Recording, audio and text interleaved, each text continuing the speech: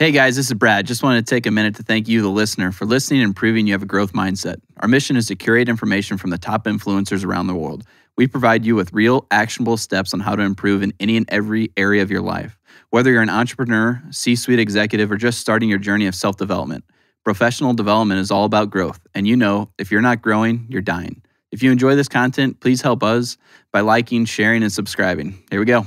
Hey guys, welcome to the Brofessional Development Podcast. Today is Tuesday, 4/20, and we are not blazing it up. But today is episode 34, and we've got on an incredibly special guest. And honestly, you really need no introduction because we probably reference his content at least once every other episode. Andy Frisella. Thanks for having me, guys. Yeah. I'm excited to be here, man. Yeah, for sure. And we are in his incredibly tiny facility located here in Fenton, which is actually 180,000 square feet? Yeah, 188. 188,000 square feet. It is fucking huge. Can you walk through? So you've got a gym, you've got a full basketball court. Mm-hmm. DJ over here was saying that you guys are about to build out like a 24-hour kitchen. Mm-hmm. You guys, I mean... Yeah, it's a campus. I mean, it's full service. People are here all the time. Yeah. We're building a second building right here across the drive, and that's actually what I was working on right before I came up here. So, okay. What's that going to be?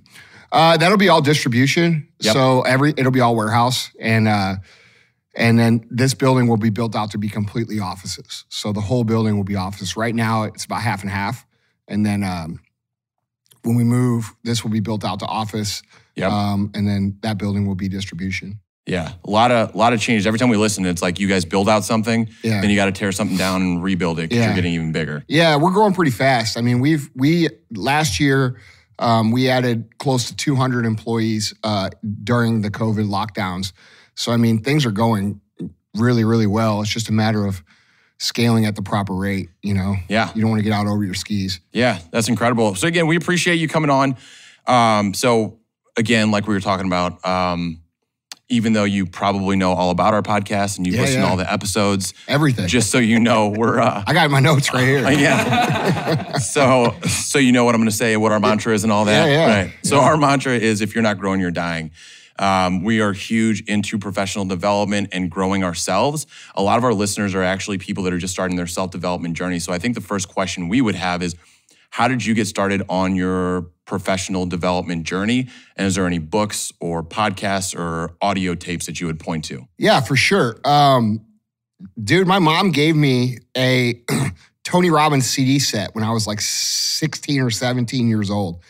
And up until that point, the only personal development I ever had was just, my dad telling me shit. You know what I mean? Yeah. So that was how I got started. I started listening to him. Back in the day, there was Zig Ziglar and there were some other guys, but Tony Robbins was definitely the guy I think has impacted me the most, and I think he's probably impacted the most humans of any person alive in a positive way. I know none of this would exist if I hadn't stumbled onto that content. Yeah, and I certainly wouldn't be who I am, like in terms of personal development. Yep. So it was a set of Tony Robbins CDs. Then I started reading books. And then I got to where I was literally consuming everything I could find on anything that had to do with getting better in any aspect. And, a lot of people always ask, they're like, what book should I read? Motherfucker, you should read all of them. Yeah. There you go. Yeah.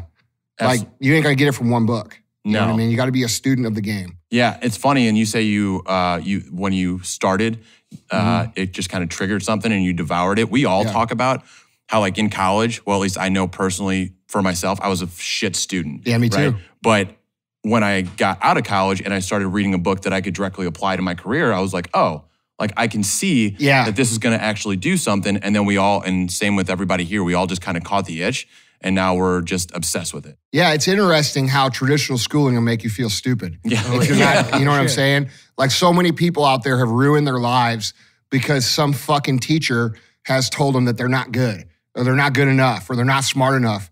You know what I mean? Because you failed their curriculum, or maybe you weren't interested. I know for me, I didn't have an interest. Like, I've always been, even since I was a little kid, like I look for practical information. If it's not going to help me, I'm not going to fucking learn it. And that's how I've always been. And so, sitting there in high school, and I was fortunate enough to go to Vianney, which is a great school that I'm proud that I went to. But still, there was all kinds of shit that they were teaching me that I was just like, dude, I'm never going to use this. This is not my path. It's not what I'm about. And, I would do poor in those classes. And then, I went to my guidance counselor at the time, and he's like, what do you want to do with life? And I tell him, and he's like, well, you ain't doing that because you're not smart. And it's like, well, fuck you. Yeah. And so we have a major problem here in America with the standards that people are holding our kids to. Being smart and intelligent and successful has nothing to do with the grades you get in school. Yeah. We actually did a whole entire podcast on that, talking about self-education versus formal education. And I personally, maybe this is already going down the wrong path to interview you here with, but what do you think about these schools that are really pushing a lot of liberal views on kids right now? I think it's bullshit. And I don't care if you don't like it. We grew up in a situation where I was taught to do the Pledge of Allegiance. We were taught that everybody's equal, and we were taught that we all have equal opportunity. They're not teaching these kids that anymore. If you're a black kid now, they're telling you, because of the critical race theory curriculum, they're telling people, because you're black, you never have a chance ever at succeeding in life. And I can't think of a fucking shittier way to handicap a kid, no matter what race or where they come from, by an adult who they're supposed to trust, telling them that you will never win because this country is inherently fucked up. And that's not the truth. It's not what Martin Luther King taught. And Martin Luther King is an American hero that we worship every year with a fucking holiday. Okay? So we can't have both lines of thought. They don't align. You can't think, everybody has to be defined by the identity politics and their race and their gender and their this and their that and their income and all these things. And then come over here to Martin Luther King and say all men are equal, and that we should worry about the content of character. There's a huge, misalignment there with those values, and it's disturbing. And this all started 20, 30 years ago, 25 years ago with participation trophies and removing the pledge. And dude, to me, it's disgusting. I think it's wrong. I think it handicaps people. I don't think it's true. And there's plenty of examples out there in real life that it's not true. There's plenty of people that have come from every single fucking background there is, every single economic background, every single situation that have gone out and made great things happen for themselves, period.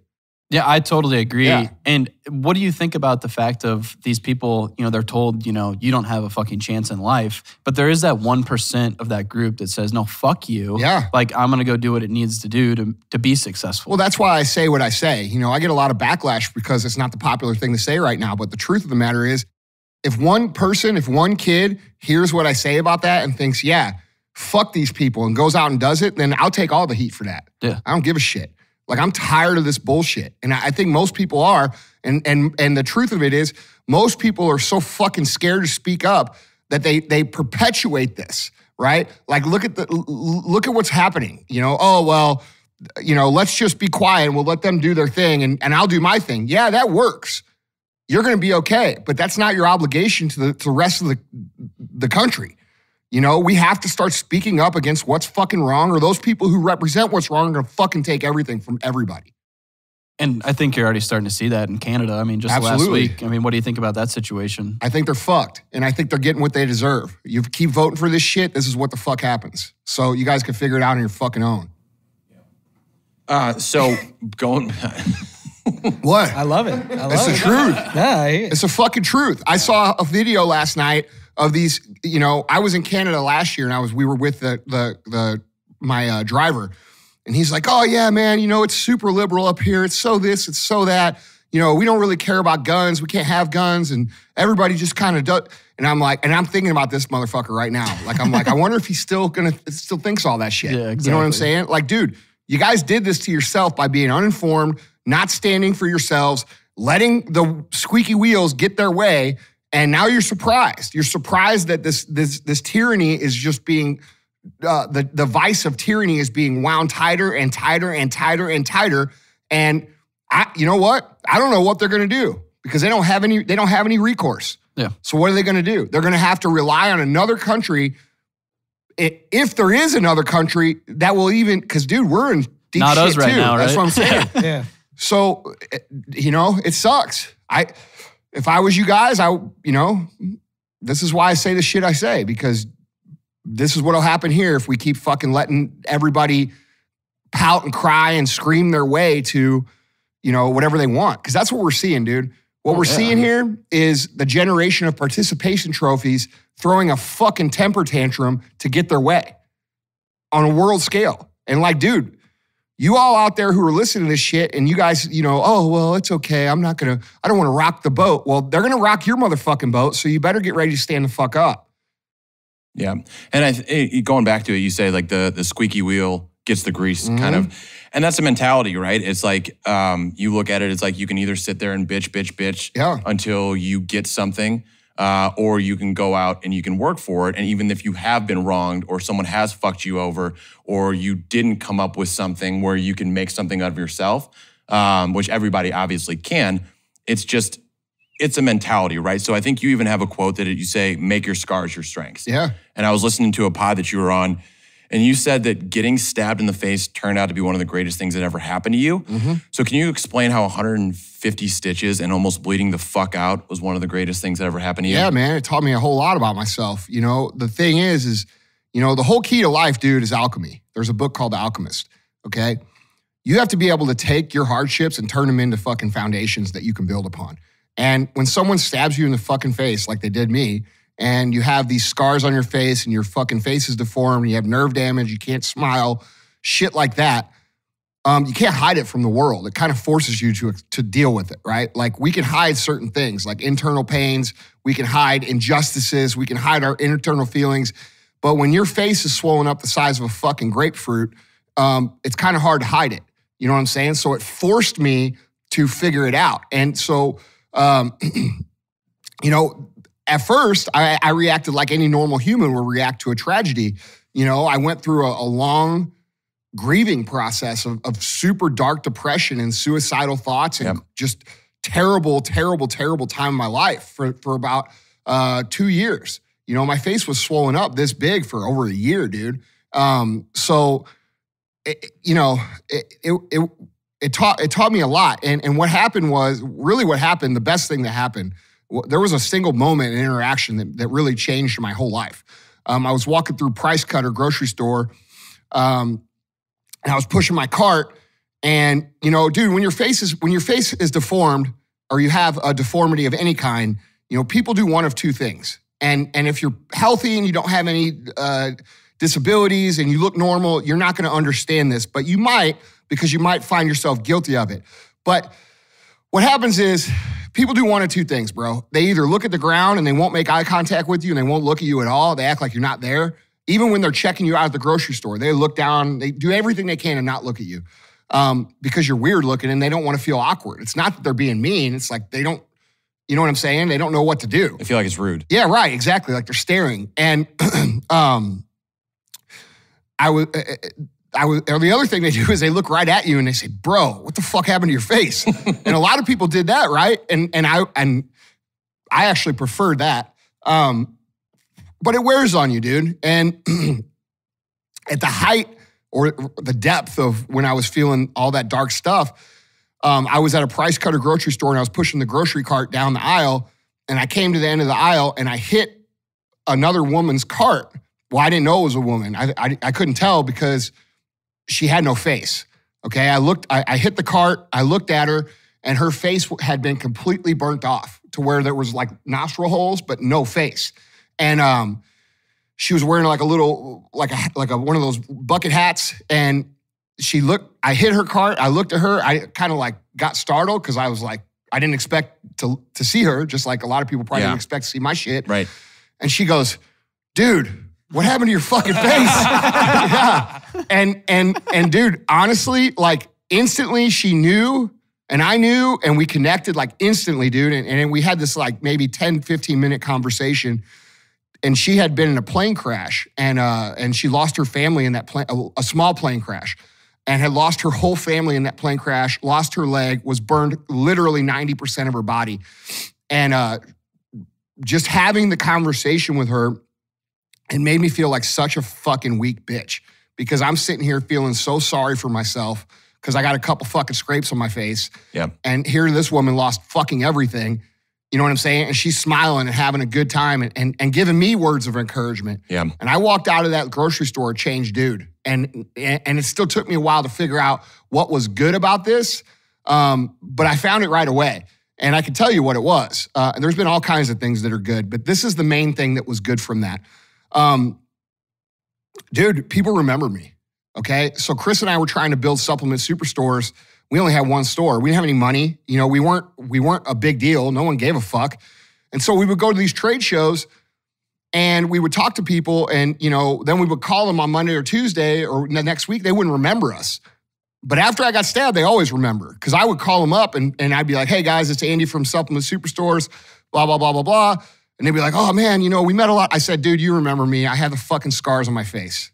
And they're like, oh yeah, bro. And like, dude, so I started using it to my advantage as a something to build upon because I recognized that it made me memorable. And honestly, bro, that ability to be remembered has been one of the best things that's ever happened to me because, you know, I've built a huge speaking career off of it. I've built a huge social media following, one of the biggest podcasts in the world, some of the best companies that exist on the planet, all off of just people remembering who I was. Yeah. So when I say it was the best thing, I'm being literal. You know what I mean? I wouldn't be sitting here had it not happened. Right. You sold your authentic self. That's a huge thing that people miss. That's all I got, bro. Yeah. That's all anyone has. Yeah.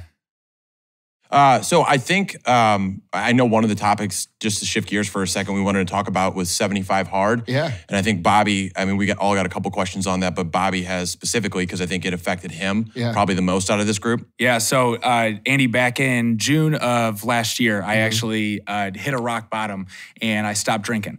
Went completely sober, had to just dark times, right? Get it. And I'd actually looked into doing 75 Hard in March and I decided not to because I looked at the rules and I was like, there's no way I can stop fucking drinking. I love my booze too much. Yeah. And in June, stopped drinking and I started listening to a lot of podcasts. And then I was like, oh, I can finally do 75 Hard because I'm not drinking anymore. And I started doing that. I hired a nutrition coach and that was something that completely changed my life. So before I ask my question, thank you so much. And I lost 60 pounds. That's amazing, bro. From that time. So huge for me, changed my life forever. And so you get these stories all the time. Yeah, right? but they don't get old. I mean, this is what the fuck I do. You know I love what I'm it. saying? Like, dude, I do what a lot of people got me fucked up. You know, that's the truth. I don't have to do shit. That's the truth of the situation. The reason I get up every day and come here and do this and put my time in and continue to do so past the point of having to do so is because of things like that. Like it fucking matters. Oh yeah. I know it matters because of what it did for me. So I mean, bro, fuck yeah. Thanks, brother. That's what's up. I appreciate it. Do you have one story of like, obviously you have so many people out there that have one. Is there any of them that stand out more than another one? Obviously you never get sick of it. Yeah. But is there one recently or one that stands out overall that's just like, this one I blew my mind and I'm so happy that they found 75 Hard? No, because I understand what the program does psychologically pretty well.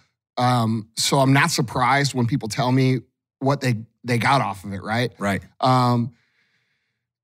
But out of all the things, there's not one story, but there is one theme that continues to make me feel like I'm making a difference, right? And it has to do with really what I took from the program.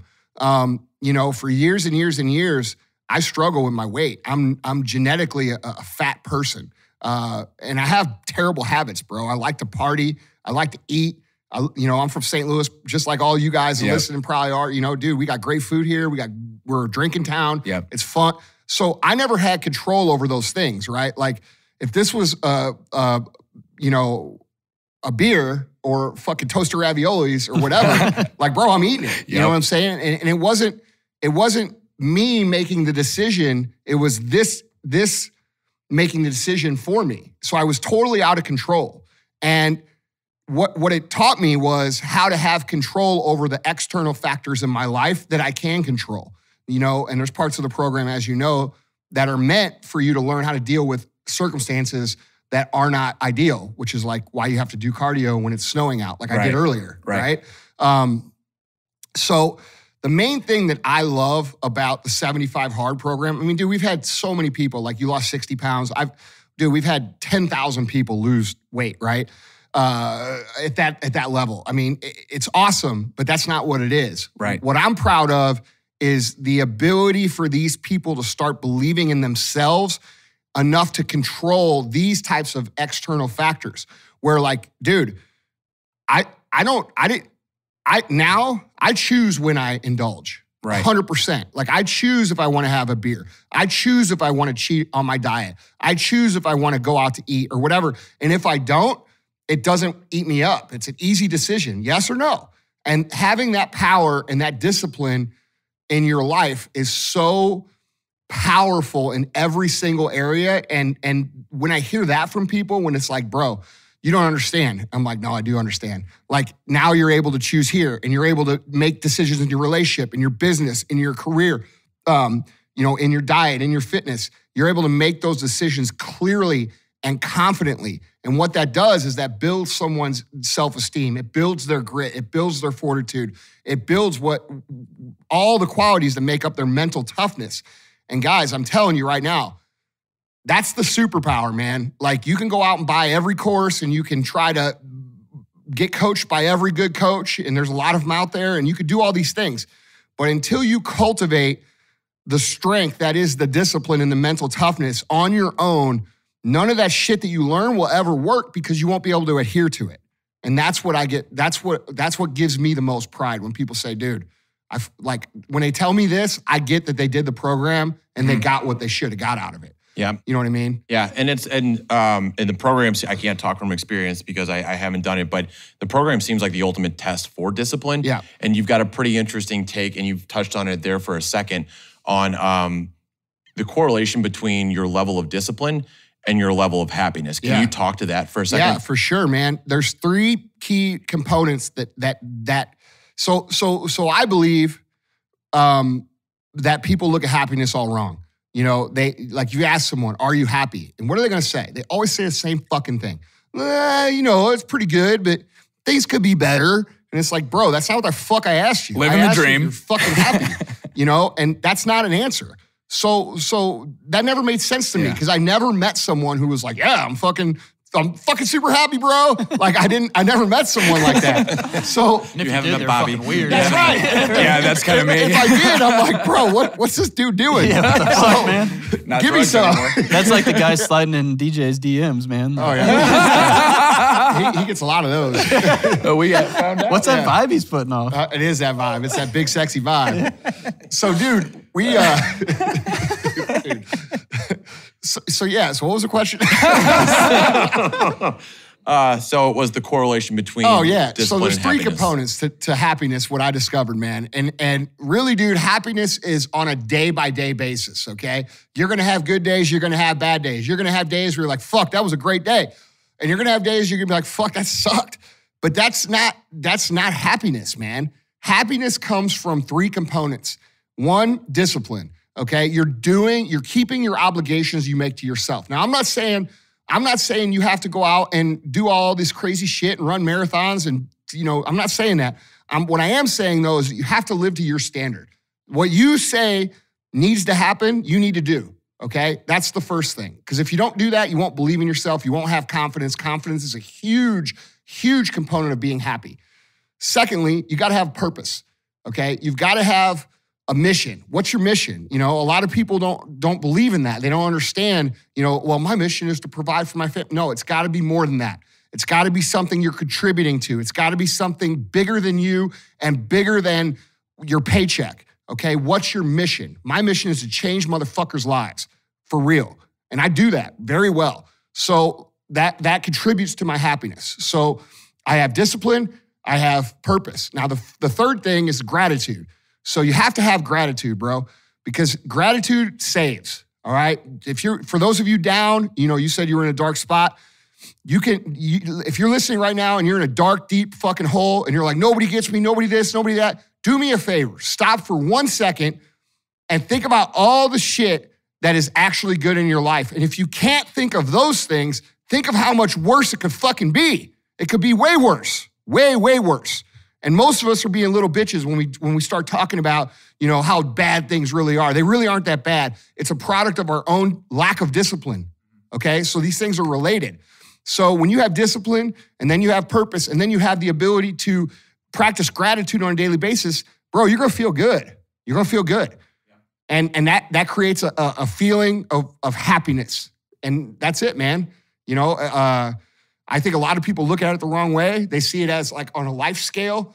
I look at happiness just like I look at everything else. Like it's today. What is happy today? Well, today I've got to do my shit, which is discipline. I got to contribute to my mission, which is purpose. And I got to take some time to appreciate the good shit around me. If I do those three things, when I go to bed tonight, I'm gonna be fucking happy. Yeah. Yeah. Talking about purpose, there's on a couple of podcasts, I think it was the Breakthrough Walls podcast.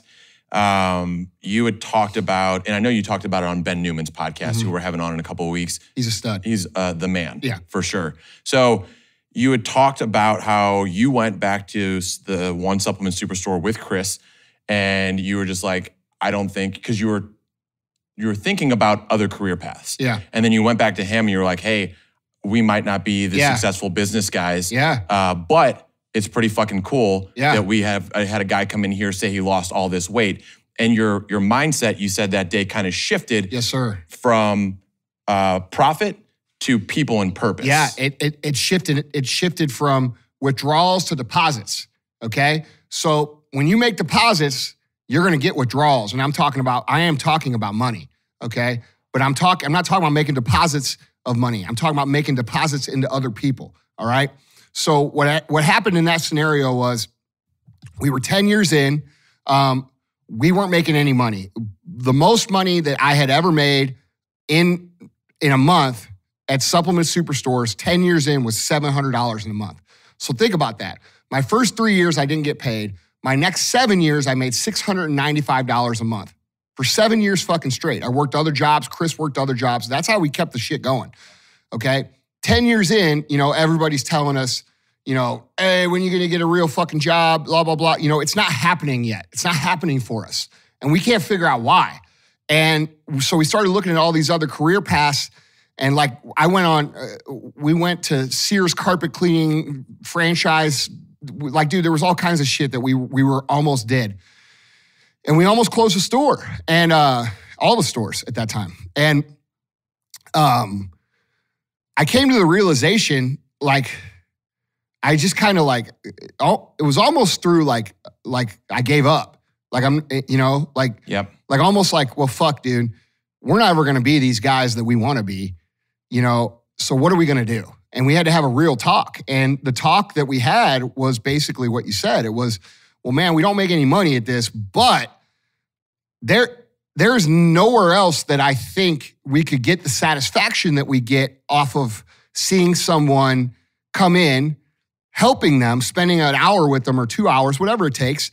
And then 6 months later, they're a completely different human. They've lost 100 pounds. Their life is way better. They come in, they're crying, they're giving you a hug. Like, where the fuck do you get that? Yeah. Right? So I told him, I'm like, dude, I think, even if we don't make money, we should just focus on replicating that result as much as possible because it feels good and it's the right thing to do. Yep. And we switched right there and we started making deposits into our customers and instead of withdrawals. And what I mean by that is, when the first 10 years, we always had our mind and our eye on the profit, right? How much are we making? We're not making anything. Well, the reason we weren't making anything is because we weren't really trying to help and serve our customers.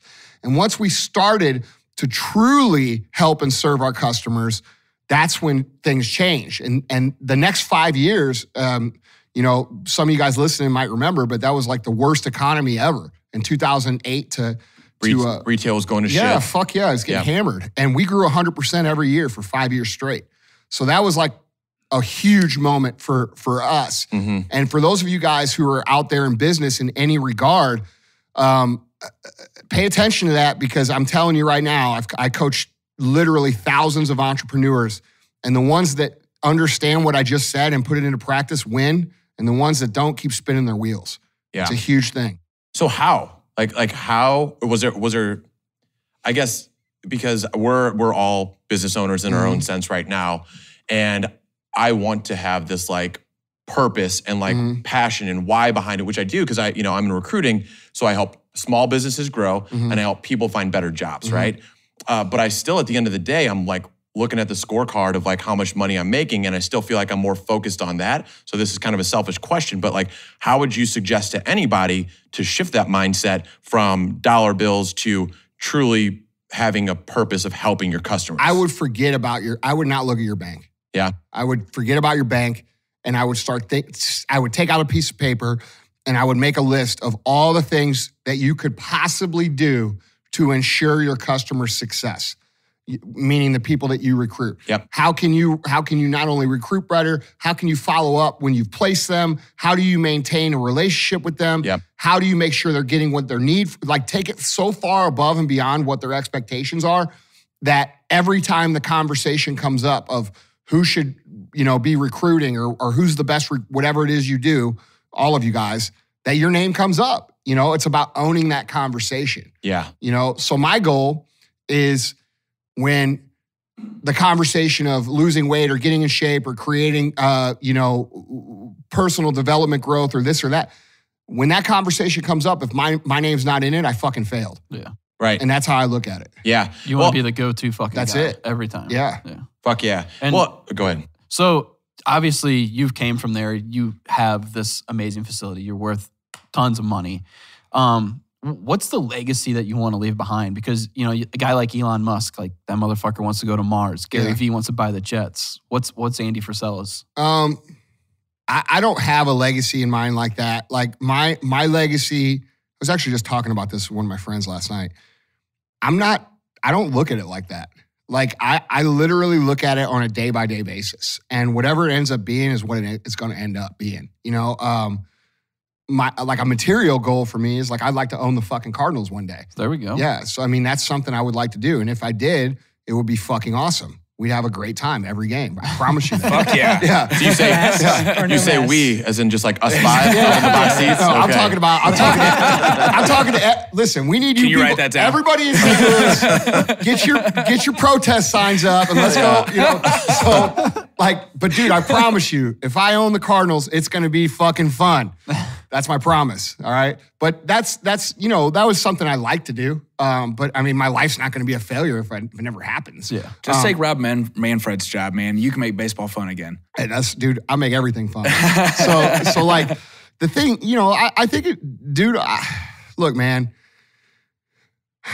I have people that work here that started at minimum wage that now make mid 6 figures, 7 figures even, that own their own companies.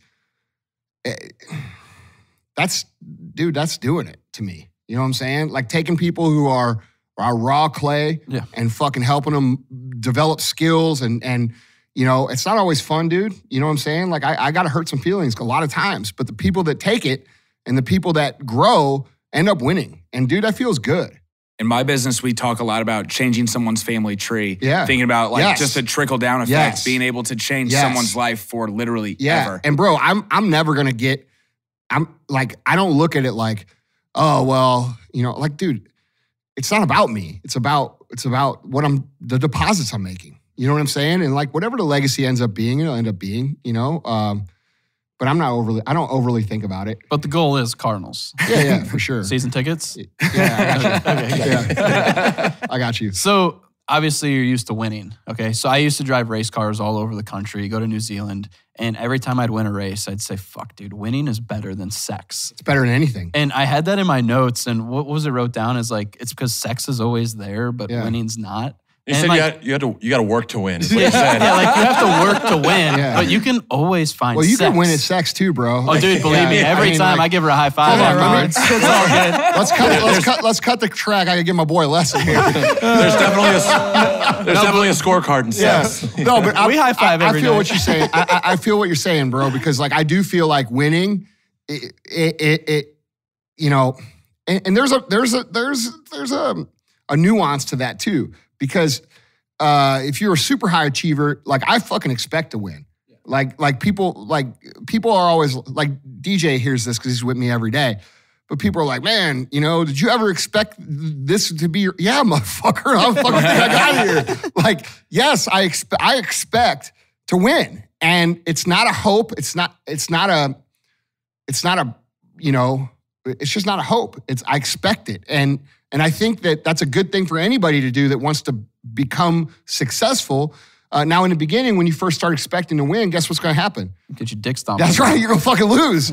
But what happens is you learn the lessons and you put those tools in your tool belt and you use those tools the next time. And eventually you do start winning. And it just comes with investing time and having experience and putting the right things in your body and in your mind. And eventually you develop a little rhythm and you get confidence. And then what happens is, you do actually win most of the time. Now, do I win all the time? Fuck no, I don't. I lose a lot still. But, they're little losses. Ones, yeah, they're micro losses, and you're supposed to. And I'm happy to lose when I lose like that because I know it taught me something. Yeah. You know what I'm saying? Oh, I totally I think get it, learning how to value the loss is such a big thing for people because it's so demoralizing for people that aren't used to losing. I think being a good loser is actually a great skill to have. Yeah, I mean, I just read Jason Selk's book, who's also from St. Louis here, and he talked about that, some of the highest achieving baseball players that he worked with, they would get a loss and they didn't know how to appreciate it. Yeah. And they didn't know how to grow from it. They Yeah. just thought that this was their new person. So Yeah. it's like, what do you say for those people that take losing as like normal? Like, because a lot of times I feel like society paints average as like the standard. Average. Well, I mean, average. There's statistics that prove what average is, right? Like you can't argue with it. So if you fall in those statistics, you're fucking average. That's just the way it works. But that doesn't mean you have to stay there. And I agree. A lot of people do take it so personal that it becomes their identity. Yeah. Right? I think that's what you're asking. Yeah, they identify as a loser. Yeah, bro. Yeah. And that's not true either, man. Like I was called a fucking loser by fucking everybody, dude. And still sometimes people still call me that, and I'm like, all right, bro. Like, what are you looking at? Yeah. Look at this. Well, I mean, it's not just that, but like I put a lot of work into a lot of different things and, they work. So, I think that anybody out there who feels like that, like you feel like, fuck, dude, I was born to lose. Dude, listen, you're just surrounded by the wrong motherfuckers and you haven't put in the work. There's only two things that could be the truth about someone who is consistently losing. One, they don't know the right plan to follow and they've been following the wrong plan. Or two, they're on the right plan and they just haven't been doing it long enough. That's the only two options. If you're not where you want to be, it's one of those two reasons. It's nothing else. And we can beat the drum of privilege and, you had an easier path or you had this or that. Well, okay, all right. But there's still a bunch of motherfuckers that have a harder time than you and a worse situation they come from than you that are winning 10 times bigger than you right now. So what do you say to that? That's what I say, So it's what we want to make it. But anybody who thinks they're a loser, dude, I think you've just been surrounded by some shitbags and you need to think about changing your family tree, like Bobby said, As far as those micro losses, because Andy Frisella doesn't have any big losses, but micro losses. No, I do. I have big losses, man. But like, I don't know. I don't cower from them. You know what I'm saying? What was your most recent one and how did you bounce back from it? Well, I can't think of any off the top of my head. Like I just said, no big losses. Well, I don't look at it like that. I don't look at it like that. That's right. Yeah, I look at it as a lesson. You learn. Sure. Like I don't ever walk out of here being like, fuck, dude, we lost today. Like, that's not how I look at it. I look at it like, oh man, I fucking touched that stove. It burned my hand a little bit. Like, all right, I'm not going to do that again.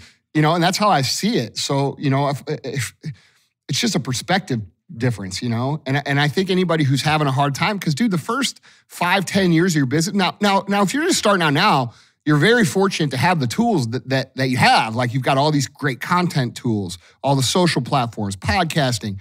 You've got the ability to connect with people all over the world instantly. You've got these companies who will fulfill orders and you got Google. Like, I didn't have fucking Google. Like, I had to fucking go out and get beat in the head. You know what I mean? Fucking Yellow Pages. That's right, dude, for real. I sold fucking Yellow Page ads. Like, for real, dude. So, like, we have to understand that the label, I'm a loser, that comes from the external, dude. And we can't control the external. You can't control what the fuck your teachers think or where they come from or what their limits are.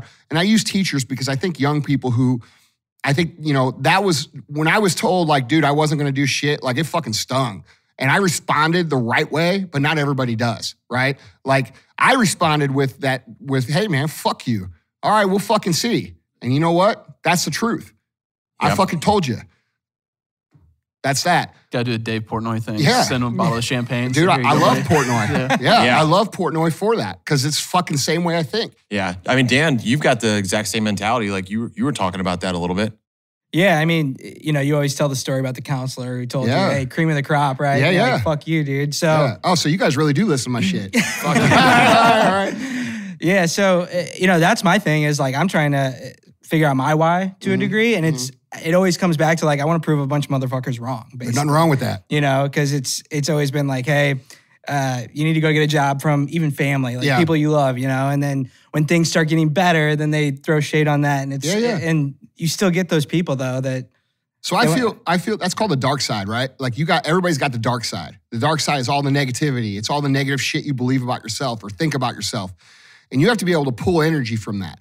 And then, you know, a lot of people pull destructive energy from it, right? Like they go on Facebook and make some passive aggressive posts or they start talking shit or they get mad or they get angry. When in reality, what you should do is absorb that negativity and then put it out into productive action. You know, go do something that's going to move you towards where you want to go. And dude, that's like a superpower, bro. Because every time someone throws shit at you, you're able to take it and put it back out into the world as a productive action. How the fuck can you lose? You see what I'm saying? Right, yeah. I figure it's like, hold my beer. Yeah, exactly. And dude, there's nothing wrong with that. But I will tell you, there's a caveat to that. So up until a certain point, that works very well. But you're going to get to a certain point where you're doing well, right? You're a little comfortable. You're making money. You've kind of showed everybody what the fuck was up, right? You've proven your point. And then you're going to have to figure something out because like, dude, when you've showed all the motherfuckers, then what? So it can't be your only motivation. And so that's why what I was talking about with the purpose, that's such a huge deal. We got to have a mission outside. And the biggest companies I know and the most successful entrepreneurs I know, they are not driven by the dark side. They are driven by their mission.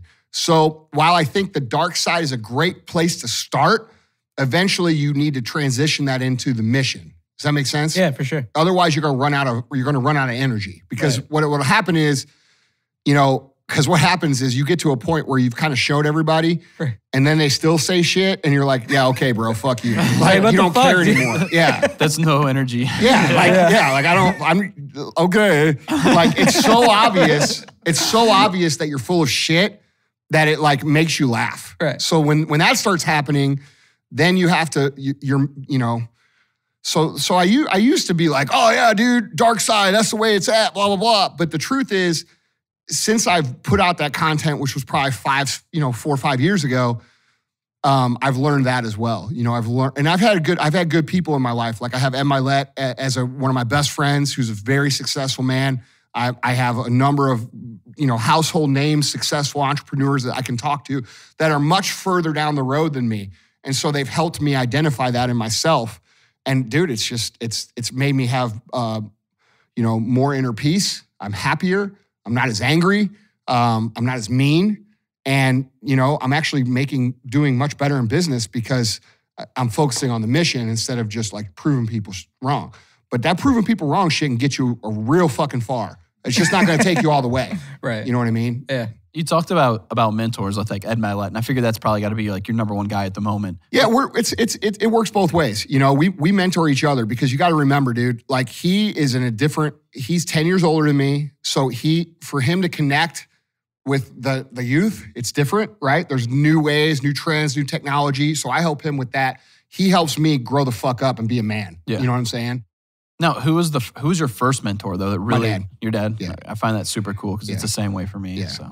Yeah, no, he's still my dad. Like my dad's 76 years old and still runs 5-6 miles a day. He did Camelback Mountain on his 76th birthday. I mean, dude, he's a stud. And a lot of people say, you know, like you'll never hear me talk about luck, right? Like I don't talk about luck because the first time someone talks about luck, everybody says, see, you got fucking lucky. No, there is luck if you stay on the same line for 20 fucking years. You're going to get lucky a couple times. But the reason most motherfuckers never have it is because they switch from thing to thing to thing every 2 years. So you never develop a situation where that can happen to you.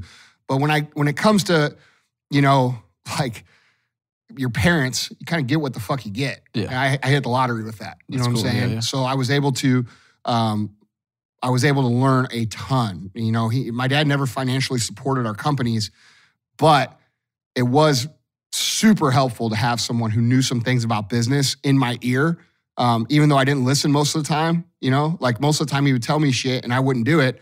And I learned the hard way. And that's why it took me 10 fucking years to get it going. But, he tried. Right. Yeah. But now I listen to everything he says very carefully. Yeah. Because it's like every time I've not listened in my entire life, I got burnt. So, I got lucky there. That's cool. Yeah. I was wondering if he was, since he is around so much, if he is one of your biggest motivators, and clearly is. Yeah, man. And it's cool. He's got an office right down here. So walk by every day, say what's up. He tells me some story that's full of shit, and I fucking walk on. Dad shit. Yeah. Cool. Andy, we speak a lot about circles in our podcast, and this is actually, I've only heard you say this once, but you talked about people having undeserved loyalty to other people. Yeah. And then do you remember talking about no man's land? Mm-hmm. So I was in like a little bit of a darker place, and not darker place, just like super stressed, felt like I wasn't where I needed to be.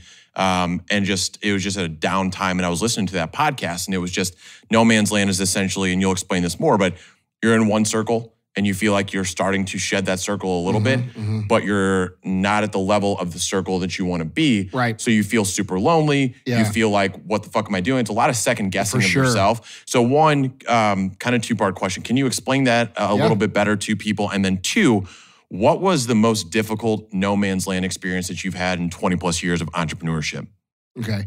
So no man's land is basically, everybody's heard that expression, it's lonely at the top, right? And I'm here to tell you that's not true at all. Where it's lonely is in the middle, okay? So you have your friends, right? And like here in St. Louis, we have a high school community, right? Like, where'd you go to high school? It's the only place in the country that's like that, which is weird. Like, I go other places and I say, well, where'd you go to school? They're like, why the fuck you want to know? Nowhere. It's like, all right, dude. Like, I don't know. That's just I what we literally do. explained that to someone this weekend. Yeah. Like, I guess it's St. Louis, but whatever. CBC. Yeah. Right, exactly. Did you really go there? Yep. All right, cool. Yeah, my older brother went there. Good deal. So see how that works? Yep. All right, this is how we do it here. Now we're friends. Now we're good. Yeah. So the thing is fuck, I forgot my train of thought. What is no man's land? Oh, no man's land. You're right. So no man's land, basically, guys, it's like this, okay? You have your core group, maybe 4 or 5 people, and you start to decide that you want a different life, right? Like they have their lives, and you just want more. You want to become more successful. You want to build a business. You want to build a more financially successful life. Maybe you want to get fit. This can apply for many different categories. But once you start to venture outside that peer group, which are your friends, they're going to start criticizing you, and they're going to start asking you questions as to why you're doing what you're doing. And they're going to do so in a way that makes you feel bad. It's going to make you feel guilty. They're going to put the guilt trip on you. And this is just human nature. You can't really take it personal. It's just them not understanding why that life isn't good enough for you anymore. And there's nothing wrong with that. Everybody wants a different level of life. I don't judge people for any way they choose to live. All I do is offer what I've done, and you can choose to do it or not do it. But what happens is when you step outside that peer group, you're instead of going out to the bars Thursday, Friday, Saturday, like we like to do here, you're staying home and you're putting in personal development work and you're working out and you're eating healthy and you're doing all these things that will line you up for success later. And what happens is you sort of move outside of that peer group, but you're not necessarily in the new peer group with people that are aligned with what you want, all right? And so what happens is you start to have some success and you feel alone because there's no one around you. Your old friends aren't identifying. You're not successful enough to identify with your new friends. So you're stuck in the middle kind of by yourself. And that is very painful and it's very frustrating. And that's what most people think success is. Most people think success is that. And that's why they say it's lonely at the top. No, motherfucker, you're not at the top yet. You're in the middle. In fact, you'll probably never be at the top. So quit thinking it.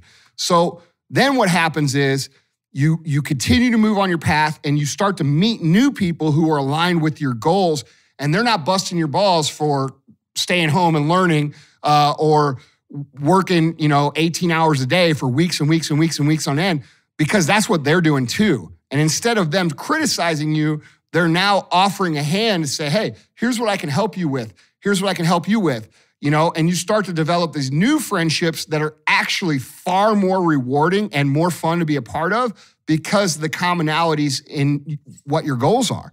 So, but most people just never stick it long enough to get to that point. Yep. And so my solution to that problem, that's what I do, is solve problems, was to create Arte Syndicate with Ed. We're trying to minimize the time people feel like they're alone on their own. So we created a group that is, built of successful entrepreneurs, or at least people who are on that path that people can connect with and not feel alone and have that network immediately, not 5 years down the road. Because, dude, most people that quit entrepreneurship, what I find is they quit because they're fucking alone, and that they can't handle it. Yeah. And so it's really important that you guys try to spend time and connect with people who are aligned with what you're trying to do and make your life so much better. Yep. Awesome. Appreciate that. That's why we're here. Yeah. Well, dude, that's the thing, man. It's really like, dude, everybody's had that girlfriend or boyfriend, right? Or I'm just gonna go on that, who didn't really appreciate that you work so hard, or that you didn't want to go out, or you didn't want to do this, you didn't want to do that. Bro, if you got somebody like that, get them fuck out of your life. That person will fucking ruin you, okay? Don't be afraid to go on your own, because what's going to happen is you'll end up with somebody 2 or 3 years from now who actually supports everything you fucking do and loves you for it. And bro, that's an amazing thing. Yeah. Mm-hmm. Time's the most precious commodity, so you just gave up 2-3 years of your life not fucking getting there. That's right. So. Yeah. And if you stop, it's like going back to the beginning of the marathon, bro. Yeah. If you get to mile 17 on a marathon and then you get to 18 and you just keep quitting and going back to the start, how do you ever finish a marathon? You can't. So it's very, very important to stick it through that part of being lonely when you're in no man's land. For sure. Yeah. Yeah. So before I jump into the OnlyFans inquiry, did you guys have any other questions that you had written down?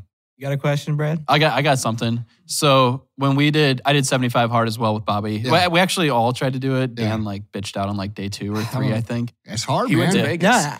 He went to Vegas, whatever. He bitched out. But I was honest about it. I was like, hey, I don't have the proper intent with these fucking workouts. And for me to just go through the motions wasn't the right way. Look, bro, nothing I do, nothing I promote is for fucking everybody. Nothing. Not even my fucking voice. So I'm cool with that. You know what I'm saying? So during the process, we had a bet, $100 bet, whoever. Now you want to do it, don't you? Yeah, I'm about to do it. Let's fucking run here. So it's whoever made it the furthest, or, whoever lost most body fat, whatever, So we get to the end, and that was right when you made your big post about fucking golf. Okay? Yeah. So Bobby's an avid golfer. Yeah. And he might have used golf for a couple workouts. So where does that land on the chart there? We already know. Yeah, golf is not an acceptable workout. It's the only thing it has to be an intentional workout. So we have this discussion literally every day. And I see people out there doing their 75 hard. Listen, dude, if you were qualified to make the fucking program, you would have made the program, and it would have 400 million views like mine does. Okay, but you're not. So I have these motherfuckers that try to switch the program around and think that they're going to accomplish the same shit. There's very specific reason for every single thing. And to answer your question, if you walk and golf and you count that as a workout, you fucking failed. So he owes me $100. If that's the bet. Okay, and then so to go along with that, I own my own machine shop. So we decided to make this for you. Oh, sweet, dude. Fucking golf. It says fucking golf on it. Dude, that's awesome, man. So some you can hang up. Bro, I'm going to make a post about this today. It's going to piss so many people off. As long as we get tagged, it's all good. Bro, I stopped talking about it because it was so frustrating. It's like, guys, This is real simple. Okay, it's this. You know what? If you could complete the whole Live Hard program and do the whole fucking thing, and you can look me in the eye and say it wasn't the best fucking thing you ever did, bro, you're fucking lying. That's it. Okay, this thing has synergy. It's designed with a purpose, and you know everybody wants to fuck with it. And for what reason, I don't know. It's like, okay, if Martha Stewart is the best fucking cake baker on the fucking planet, and she gives you a recipe, why are you gonna fuck with it? Oh, it's because you're stupid. That's the truth. Yeah. Like you have a fucking fucked up sense of self if you're gonna fuck with Martha Stewart's cake recipe. I will not make an excuse. I will say that came out at the very end of our 75 Hard Challenge. So that's Doesn't when matter. there was. Look, man, you're not pay you $100 listen, right you're now. not the only one who's made that mistake. But the point, Hey, I'll be a man of my word. Watch I this get right it. now. Yeah. Here you go. There you go. There you go. So look, dude, you got to pay your debts, bro. That's a big deal. Respect. So, like, dude. We just needed him to say it. Yeah, no, dude. Look, it's Case closed. the whole thing is it's got to be extra and beyond. Like I was talking to this guy who's doing some landscaping in my house last night, and this dude, I mean, he's been laying pavers all day. Like, fuck, that's fucking How many hard. pavers you got up there? A That lot. looks like, yeah, that looks A lot. ridiculous. I saw A that. lot. And this dude, I mean, they're beautiful. They're doing a great job. And this young guy, he walks up to me and he's like, yeah, man, I just started 75 Hard. I said, you did? He goes, yeah, today's my first day. I got up and worked out, and now Jeez. I'm going to go work out again. And I said, you're going to go work out again after laying all those pavers? He said, well, that's what you said to do. I said, fuck yeah, bro. Yeah. So like, but dude, it's hard. It's supposed to be hard. It's supposed to challenge you. And, you know, it's not supposed to be, I'm going to fit it in with my daily plans. It's supposed to be on top of your daily plans. So, sorry, bro. It's all good. Hey, I'll It's do not it supposed to be again and then I'll convenient. tag you in That's it. right. I know you will. I have no doubts, bro. You listen. $100? Yeah, it is what it is. No, fuck dude. Look, he's already done Me most. versus He's 100% capable of doing it. Like you guys understand what I'm saying? For sure. Yeah. For sure. So I And now almost forget. OnlyFans. Yeah. It's actually only calves. Only calves. calves. So- Only calves inquiry. So Yeah. OnlyFans are what we call our fans because Yeah. we've got about 600 of them on Instagram. And this is where we ask a question about that, some type of advice, and you try to solve the problem. Okay. Do what you do for them. Okay. So today we have Lars from Denmark. Lars. So That's such a fucking badass name. so I don't know. Like, if I you- wouldn't fuck with anybody named Lars. So a side question. do it, Lars. So Yeah. I actually have a side question off this before we get into that one. We are the number 46. You're the number one business podcast in the world. We are the number 46 ranked business podcast in Denmark. Let's go. Okay, you in Denmark are at 160. So my question There you go. is, hey, are you a little nervous right I now? am. I'm intimidated. I'm intimidated, bro. Okay. Fuck, I'm here with some professionals. Professionals. We don't fuck around. The professionals. I'm here with them. Tell him, Lars from Denmark. Yeah. Fucking Lars. So Lars from Denmark says, I know you're really into manifesting and visualization. So his question, did you ever think about putting something surrounding the law of attraction as a habit into 75 Hard? Or is that just something on the side that you've made a habit? It's in Live Hard. So if you go move on to phase 1 and phase 2 and phase 3, it's heavily involved in those, Is those it? phases. Yeah. Okay. Yeah. Question answered, Lars. Yeah.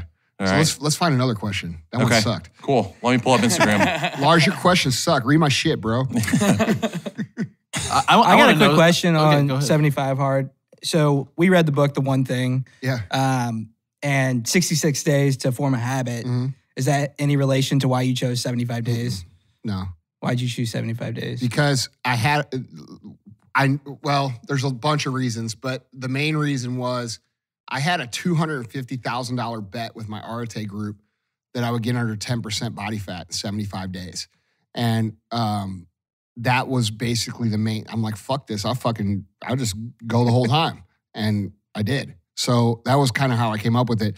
But one of the main reasons why I knew that was a good time frame was that's close to how long the boot camps are, and they're designed to create lifelong habits. So that was something that I read a lot about and figured out. But the main reason is I just kind of roll with it. If you go listen back to the original 75 Hard podcast, I was fired up about winning a bet, and that's kind of where the 75 days came from. Nice. I Yeah. get that. Yeah, to prove a motherfucker wrong. yeah, pretty much. Yeah. Yeah.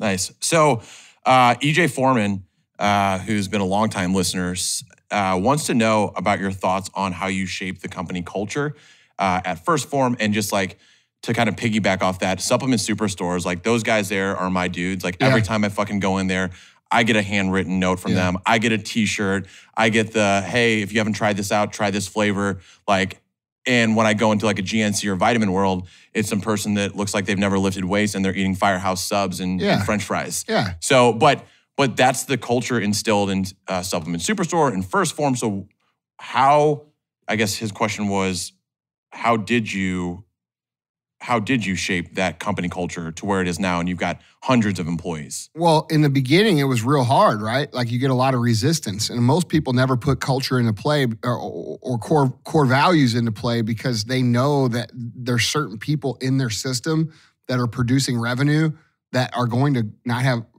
they're not going to go with it. And so you're going to lose some motherfuckers.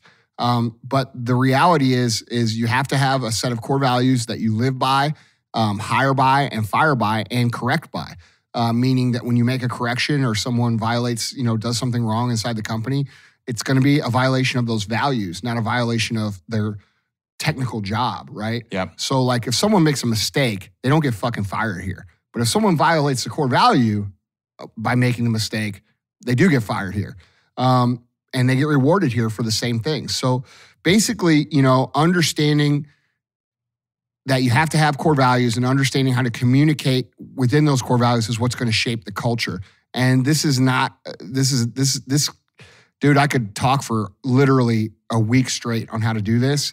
But basically what it comes down to is deciding what you're about and then being about it as much as you possibly can with no exceptions. And what will happen is when you're firm and you're strict about what you're about, meaning your core values, you're going to attract other people that have the same values. And those people are going to work, and those people are going to believe, and those people are going to build with you. And it just takes time, and it's not something you can do in 3 months.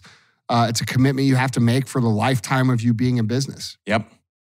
Is that why you do 75 hard? I mean, obviously you do 75 hard because it keeps you sharp and on your game. That's why I do it. Big reason. I mean, that's you leading by example. Yeah. Right. It produces my best self. Like when I'm on the program, I'm at my pinnacle of what I can do at this point in time. Like literally at this point in time, I'm in the best shape I've ever been in. I'm more successful than I've ever been. I have all that powerful momentum pushing me, and every day I wake up, I have a chance to be better than I ever was every single day. And so that's a powerful place to be, right? Like I'm not looking back and saying, oh, when I was 25, I was better. No, I would fucking shit down the throat of 25-year-old self. You know what I'm saying? Yep. I would fucking eat his motherfucking lunch, dude. So that's the truth. And the reason I do it is because I recognize that and I'm aware of that. And dude, I'm getting older, so I want to make sure I stay on that track as long as I possibly can. And one day I won't be able to do it. So that's why I do it. It really has little to do. It does have a lot to do with culture, but not directly. Like I'm not doing it and like I'm not sitting here saying I got to do it because culture is going to get good. Yeah, I'm doing it because I know that if I do it, that will put my best self, which will create the best result. Absolutely. It's kind of like making the deposits and the withdrawals. It's that we talked about earlier. Yes. Yep. It's an indirect way that it's building that culture for sure. Yeah. And that's a hard thing. Like that's a hard thing to understand without experience, right? That's a hard thing to understand if you've never seen it. But I'm telling you guys, like we talked about earlier, when we were talking about the story of when we almost shut the company down, when you shift the perspective into contribution, even if it's contribution to yourself, which 75 Hard is, that's how you should see it, the result is going to materialize, whether it be financial or however, whatever it is. You're producing a better human. Better humans have better lives. It's just the way it is. So I do it for that reason. I want to capitalize on what I've got, the opportunities I have, Fuck yeah. That's awesome. So the last question that I had was, so we had talked a little bit about your house and where you live. Not many people know the story, but is it true that you would email that guy every single April for 8 years to see if you would put his house on the market, and now you have that house, right? Yeah. So I just you heard me telling that story the other day. So what happened, my first girlfriend I ever had lived down here in Fenton off 141. And they were building this house as I was dating her. And so when I would drive over to her house, I'd see this house they were building. And I was like, fuck, dude, that looks awesome. So I would drive up there and park and kind of watch them. And they would come down and be like, what are you doing here? And I'd be like, I don't know, I'm just watching. And they're like, get the fuck out of here, you know? And so they would shoo me off. And this was back in the late 90s. And then what happened, I didn't have any money then, dude. And like the first 10 years of business, like I didn't see any light at the end of the tunnel. I had no reason to believe I could ever own that house. But when I thought of like, when I visualized like where I wanted to live, it was always, I visualized that specific house, not knowing anything about the power of visualization. It was just my dream house. And so I got like 10 years in and I started to see, okay, we're doing a little bit of things, right? Like I made my first 6-figure paycheck in my 11th year, and things went north from there, you know? And so I started to see that there was possibility. So I looked up on the tax record who owned the house, and I started emailing them. And I found him on Facebook, and I emailed him, or whatever, DM'd him, whatever you want to say. And I said, hey, dude, I want to buy your house. I don't have the money yet, but one day I will. And if you ever sell it, I want you to sell it to me. And I set an alarm on my phone. I emailed him every single April for the next 8 years. And in 2018, he responded back, and he was like, well, you know, I think we are going to sell the house. And so he made me, we talked about it. We were way off on the price. And when he finally decided that he wanted to be reasonable, he made me a real offer. I happened to be sitting up at Billy G's on the patio, drunk off my ass. And I bought the house with a fucking meme. So he offered me the house at the price. And you know that meme where Leonardo DiCaprio had slammed his hand on the table and it said, sold to the man with the fantastic beard? Yeah. So I sent him that meme back. So that's how we did the deal. That's awesome. I bought my dream house with a meme. That's fucking amazing. Yeah. The power of memes. Yeah. Seriously. To the moon, baby. And so that was 2018? No shit. 2018. So 3 years ago? Yeah. So it's been 3 years since you've had that like annual tradition every April. Yeah. So we've got a suggestion for you, and that's every April we do this podcast. Hey, man, I've been down with that. I'm having fun. I'm down with that. We're cool dudes, man. Yeah, you know what? I was worried about you, but you won me over. I have that ability. I knew these guys were cool, but I didn't know about you. Oh, that's awesome. No, but seriously, this has been incredible. Yeah, I'm having fun, dude, and it's fun to sit down with some St. Louis fellas and you know, kick it around a little bit. Yeah, and we, like you said, we try to provide good content. We also try to keep things fun and light. Yeah. And it's to the point where it's like, we can't tell you how cool it is for you to be on, because we actually we joke around that we have an Andy Frisella bucket. So it's like every time you mention Andy Frisella or his content, you got to put $5 in there. It's gotten that bad, huh? Yes. Yeah. We dialed it back after the first 10 episodes. The real AF review. Yeah, that's so funny. Yeah. No, guys, I appreciate it, man. And this has been really fun. I do a lot of podcasts, and this is definitely one of the best ones I've done, just because of the lightheartedness and the, you know, dude, I could tell you guys are from here. You know what I'm saying? Like, you guys we're the same kind of dudes. Right. You know, I like that. Yeah. Well, we appreciate it. Seriously. Yeah. And thanks again, and we'll see you next April. All right. I'll be here. Thanks, Andy.